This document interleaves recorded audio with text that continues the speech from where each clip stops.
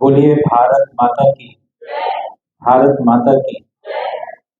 आज के इस आयोजन में मंच पर विराजमान इस कॉलेज के सम्मानीय प्राचार्य जी श्री पटेलिया जी, शुक्ला जी, बहन असाटी जी और जो सम्मुख विराजे सर हैं वो सभी लोग, प्यारे बच्चों, आज का जो यह आयोजन है वो जिस स्तर से होना चाहिए था वैसा नहीं, पर हो रहा है, ये सद्भाग्य है। आप कल्पना करिए कि हम एक ऐसे देश में जी रहे हैं जहां पर विसंगतियों का अंबार है। जो हमारी आजादी है निश्चित रूप से वह किसी एक व्यक्ति ने नहीं दिलवाई। उस आजादी के लिए लाखों लाखों लोग बलिदान हुए। एक रिकॉर्ड के अनुसार 7,72,900 कुछ लोगों ने फांसी का फंदा चूमा। सुना आपने, मैंने क्या बोला? 7,72,000 कुछ 100 लोगों ने फांसी का फंदा चूमा। ये रिकॉर्डेड बात है। और ऐसे कितने लोग हैं जिनका कोई रिकॉर्ड नहीं है। मेरे अपने दादाजी फ्रीडम फाइटर थे, कोई रिकॉर्ड नहीं है।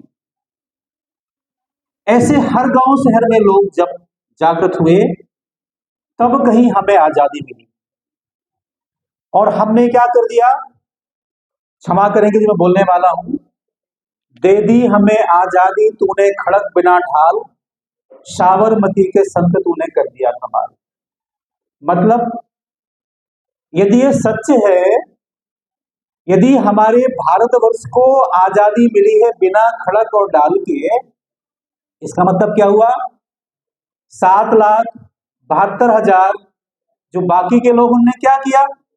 बेवकूफी की, अपनी जान को बर्बाद कर दिया। ऐसा किया ना? क्यों भाई, ऐसा किया ना उन लोगों ने? सब सुनिए मेरी बात को अभी आप प्लीज। यदि हमें हमारे देश को आजादी मिली है बिना किसी पुरुषार्थ के, तो 7,72,000 लोग क्या कर रहे थे अपने जीवन के साथ? हम सब जानते हैं, सब धार्मिक लोग बैठे हैं। सबसे पहले इस धरती पर किसने किया अनशन? भगवान श्री राम ने। कहां किया? समुद्र के सामने। विनय न मानत जलद जड़ गए 3 दिन बीत, बोले राम सको तब भय बिन होए न प्रीत। माने जो मर्यादा पुरुषोत्तम भगवान श्री राम हैं, उनके अनुनय विनय को भी किसी दुष्ट ने नहीं सुना। और कितने गजब की बात है, हमारे गांधी जी ने कहा भिक्षाम देहि भारतवर्ष, और क्या कहा अंग्रेजों? तथास्तु। इसको आप मानेंगे क्या?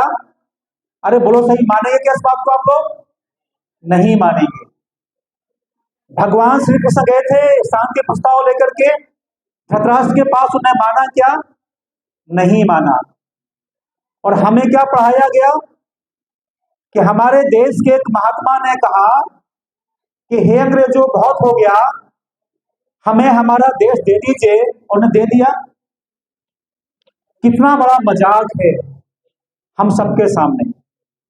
मैं कहना ये चाहता हूं यहां पर, एक पत्र शायद आप में से किसी ने पढ़ा हो। जब हमारे सुभाष चंद्र जी बोस ने ICAS का एग्जाम पास कर लिया, बेटा प्लीज मजा नहीं आ रहा मुझे बोलने का, या तो आप सुनिए, मैं बंद कर दूं बोलना प्लीज। माने आज भी हमारे देश में IAS का मतलब समझते क्या होता है? यदि कोई हमारा मोहल्ले पड़ोस गांव शहर का बच्चा IAS बन जाता है तो हम सब नाचते झूमते, पता नहीं हमने कितना बड़ा अचीवमेंट कर लिया। कब? आज आजाद भारत में। और उस जमाने में जो ICAS एग्जाम कितना कठिनाई से पूरा होता था। पढ़ाई कहाँ होती थी? अंग्रेजों के यहाँ, वहां इंग्लैंड में। और हमारे सुभाष जी ने 23 वर्ष की अवस्था में ICAS को पास किया। और आपको सुन के खुशी होगी 23 वर्ष की अवस्था में हमारे देश के एक होनहार युवा ने आईसीएस एग्जाम को पास किया और रिजाइन कर दिया। रिजाइन कर दिया। रिजाइन करने के बाद उन्होंने लिखा एक पत्र अपने पिता को। उनके भाई का नाम था शरद चंद्र। उनके नाम पत्र आया और पत्र में क्या लिखा था तो सुनिए। मैंने 23 वर्ष का युवा क्या सोचता है तब हमें आजादी मिलती है। वो पत्र में लिखते हैं, इस पत्र को आप सब याद रखिएगा। वो शब्द क्या है? सुभाष चंद्र जी बोस अपने पिता को लिखते हैं कि मैंने आईसीएस एग्जाम पास कर लिया और मुझे जॉब भी मिल जाता देश में और मेरा जीवन बहुत अच्छा हो जाता, आप सबका मान बढ़ जाता। लेकिन इससे भारत माता का क्या होता? क्या उसकी गुलामी से जो बंधी जंजीरें हैं वो टूट जाती? नहीं।